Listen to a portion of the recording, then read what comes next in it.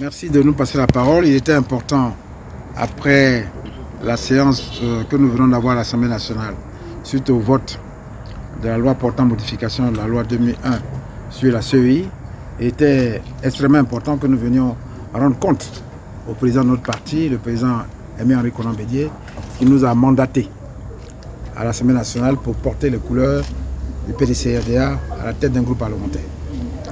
Donc je suis ici avec une délégation de députés qui ont aussi participé à ce vote.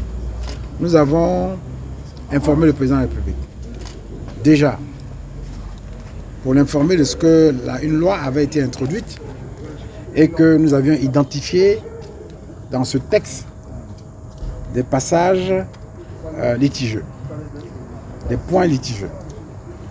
Le premier point, c'est la modification de l'article 5 en son dernier alinéa, où la mention sur les partis politiques de l'opposition ayant au moins un représentant à l'Assemblée nationale ou au municipal a été volontairement biffée.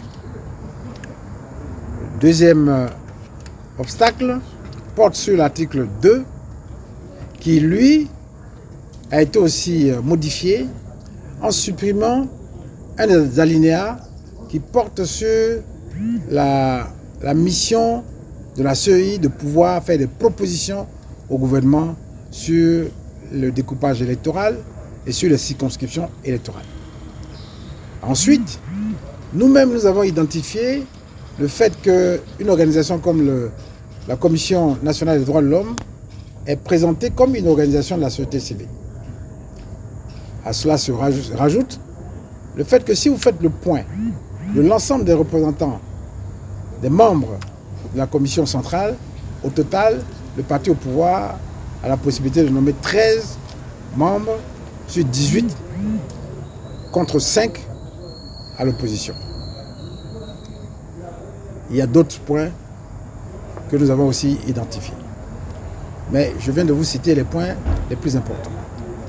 Ce que nous avons dit au président, c'est que l'ensemble de ces modifications qui ont été faites, elles sont porteuses de gêne, d'une certaine malice de manipuler la participation, l'équilibre des participants à l'intérieur de la CEI. Vous connaissez les problèmes, les nombreux problèmes. Je n'ai pas besoin de vous raconter toute l'histoire de notre pays que nous pose la CEI, qui est présentée comme une organisation qui n'a pas été capable de pouvoir assurer des élections sans heurts. Bien au contraire, elle nous a organisé des élections qui sont des élections caractérisées par la violence et les morts. Voilà donc le point que nous avons fait au président en disant que à la séance de travail en commission, nous avons présenté tous ces points à l'émissaire du président de la République qui n'a pas répondu au sujet que nous avons présenté et qui avait l'air de nous laisser la possibilité de présenter des amendements qui pourraient être adoptés en plénière.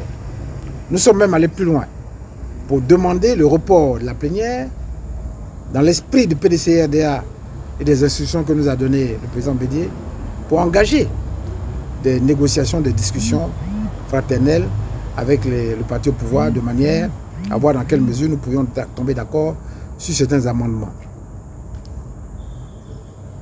Cette demande de report nous a été refusée et nous avons donc fait aujourd'hui la séance en plénière. En plénière, le déroulement a été très simple. Après la présentation du rapport en commission que nous avons adopté,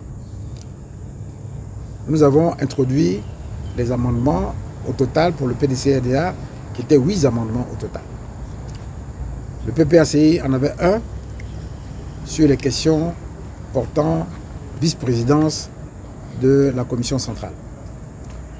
Ensuite, un de nos députés, à la personne de Maryse Konan, a produit aussi un amendement.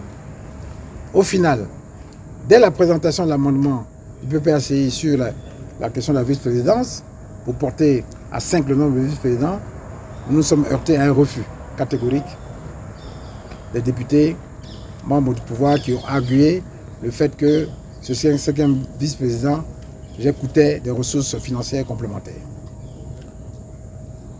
Dès que le député Marius Conan a introduit son amendement sur la question du nombre, de la représentation des partis de l'opposition, en introduisant dans l'alinéa de l'article 5, cette mention qui était déjà écrite dans l'article 5 en 2001, le fait qu'il y ait au moins, pour la représentation des partis politiques de l'opposition, au moins que le parti ait au moins un élu à l'Assemblée nationale, au Sénat ou élu à la mairie ou au régional.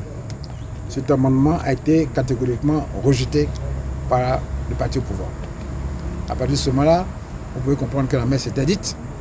Et en prenant la parole pour parler des autres amendements, j'ai plutôt présenté le retrait de l'ensemble de nos amendements en présentant clairement à l'ensemble de l'Assemblée nationale que la réaction de nos collègues du parti au pouvoir était un recul démocratique pour le pays.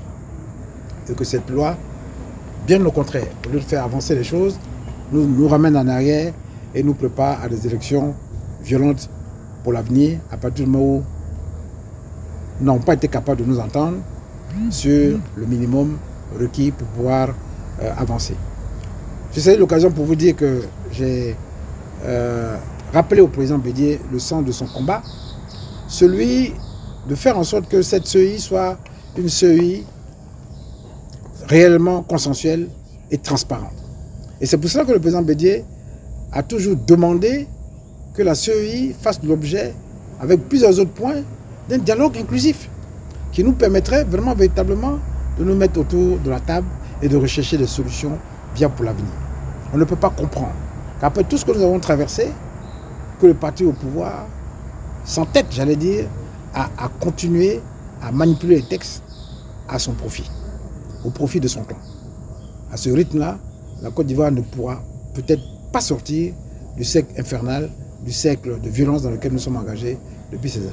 Mais nous n'avons pas manqué de lancer un appel au nom du PDCRDA et de son président dans notre déclaration pour dire que nous continuons de tendre la main, nous continuons de dialoguer, de tendre la main pour le dialogue et faire en sorte que la Côte d'Ivoire puisse se retrouver. Il n'est jamais trop tard de le faire et dans les prochains jours, ensemble, avec votre contribution, nous allons interpeller le président de la République, nous allons interpeller les partenaires de la Côte d'Ivoire pour faire en sorte que très rapidement, notre cri d'alarme, qui est celui de l'ensemble des Ivoiriens et des Ivoiriennes qui portent des douleurs dans leur cœur, soit entendu pour que la Côte d'Ivoire reprenne enfin le chemin de la paix et du vrai développement. Je vous remercie.